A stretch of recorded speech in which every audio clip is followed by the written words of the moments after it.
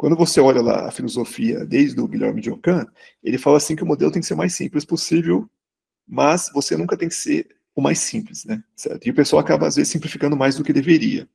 Então, eles acabam simplificando porque, na verdade, às vezes é o que você permite com que você estude matematicamente um sistema. Então, se o sistema for com muitos detalhes, matematicamente ele fica difícil de ser resolvido, né? Então, o pessoal simplifica muito, e isso tem implicações importantes. Então, por exemplo, um caso típico aconteceu, por exemplo, na London Bridge, uma ponte que tem em Londres, foi inaugurada por volta do ano 2000, e nessa ponte aconteceu, eles fizeram uma ponte e eles usaram essa simplificação e não verificaram, por exemplo, que quando as pessoas passavam pela ponte, o que ia acontecer?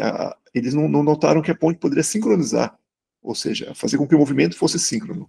E aí as pessoas, na inauguração, então a ponte ficou cheia de gente, né, as pessoas começaram a andar, a ponte sincronizou e, por sorte, não aconteceu nenhum incidente.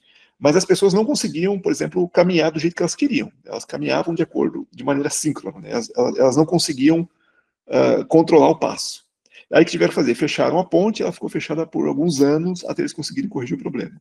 Mas não é só aí que ocorre, né? Por exemplo, se você olha o sistema de transmissão de energia elétrica do Brasil, por exemplo, de alguns países, você tem um sistema que ele transmite a energia elétrica, mas ele não tem, às vezes, um sistema tolerante a falhas, né? Então, por isso que acaba correndo blackouts. Então por exemplo, se uma estação de energia elétrica é sobrecarregada, ela tem que distribuir aquela carga que ela recebe, e nessa distribuição ela vai fazer com que outras sejam sobrecarregadas e leva uma sequência de falhas que levam blackout. Então acontece, então a gente vê que alguns sistemas eles acabam sendo simplificados por essa questão matemática, mas a gente tem que tomar muito cuidado com isso, né? Então, por exemplo, um outro caso também é os modelos epidêmicos, né? Então, por exemplo, quando começou a epidemia de Covid, as pessoas tinham um modelo que assumia que todo mundo está conectado com todo mundo. E isso é totalmente irreal, né? Então, não tem como eu falar que todas as pessoas do Brasil têm acesso a qualquer outra pessoa. Não. Então, é um sistema altamente heterogêneo. Então, você vai ter algumas pessoas que são muito conectadas, sendo que a maioria delas são pouco conectadas, que é o que a gente olha, por exemplo, numa rede social. Então, você pega, por exemplo, o Twitter.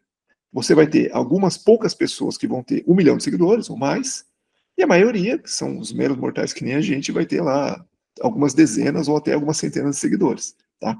E isso tem uma influência fundamental. Então, por exemplo, quando você pega no Twitter, por exemplo, se você propaga uma informação e essa informação chega até um hub, que é uma pessoa com milhões de seguidores, ela tem um impacto muito grande, né? Então ela consegue levar essa informação para muita gente rapidamente e isso afeta todo o sistema. Tá? Então essa simplificação de assumir que o sistema é homogêneo, ou seja, todo mundo tem mais ou menos o mesmo número de conexões, todo mundo é mais ou menos conectado, isso na verdade não existe no mundo real, né? Então por isso que a gente tem que tentar coletar dados, e os dados vão mostrar que precisa de uma modelagem mais detalhada. Né? Inclusive, você citou aí a parte de sincronismo, né? É uma área muito interessante também dentro de sistemas dinâmicos, né, o Francisco?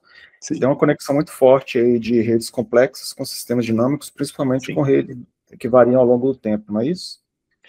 Exatamente. Quando você olha o nosso próprio cérebro, o que acontece? A gente vai ter então essa rede de neurônios, esses neurônios estão disparando.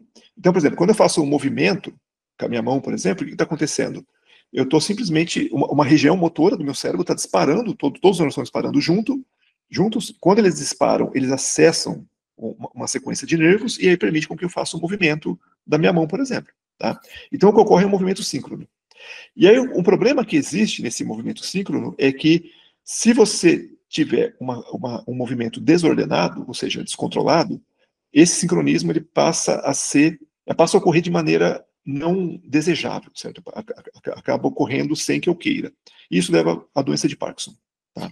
Então, a doença de Parkinson ela acaba sendo uma sincronização da região motora de forma que você não tem controle. Tá? Então, acaba sendo um problema. Então, esse sincronismo, esse sistema dinâmico está totalmente ligado com sistemas complexos. Aí você tem, por exemplo, quando você tem as próprias células cardíacas, elas estão oscilando em sincronismo, de forma que permite que o coração faça aquele movimento. Né? E aí, se você tem uma modificação dessa sincronização, você pode ter um problema cardíaco. Então, está totalmente ligado, tanto é que a maioria dos sistemas complexos, eles estão numa região que a gente fala na borda do caos. Né? Então, eles não são caóticos, mas eles também não são ordenados. Tá? Então, quando você olha todos esses sistemas, ele vai ser um sistema que vai estar numa transição realmente. Então, ele não pode ser totalmente ordenado, porque ele acaba sendo previsível. Então, se você tem, por exemplo, um sistema imunológico, e ele é totalmente ordenado, totalmente periódico, se o comportamento é periódico, ele é muito previsível. Então, o que acontece? Ele não é eficiente para combater, por exemplo, um vírus ou uma bactéria.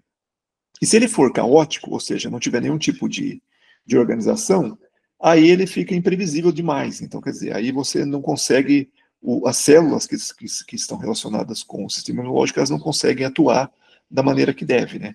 Então, quando a gente olha todos os sistemas complexos, desde o cérebro, até a internet mesmo, ela tá num sistema que a gente fala que está num ponto crítico, e esse ponto crítico, ele vai estar, então, entre um sistema que é totalmente caótico ou totalmente ordenado. Então, a gente sempre vive nessa borda do caos, né? E isso tem uma relação direta com sistemas dinâmicos, porque você consegue modelar esses sistemas usando, por exemplo, diversos tipos de equações não lineares, e aí você simula esses sistemas, e aí você tem sincronização, você tem a questão de comportamento coletivo, você vai ter, por exemplo, a robustez do sistema depende disso.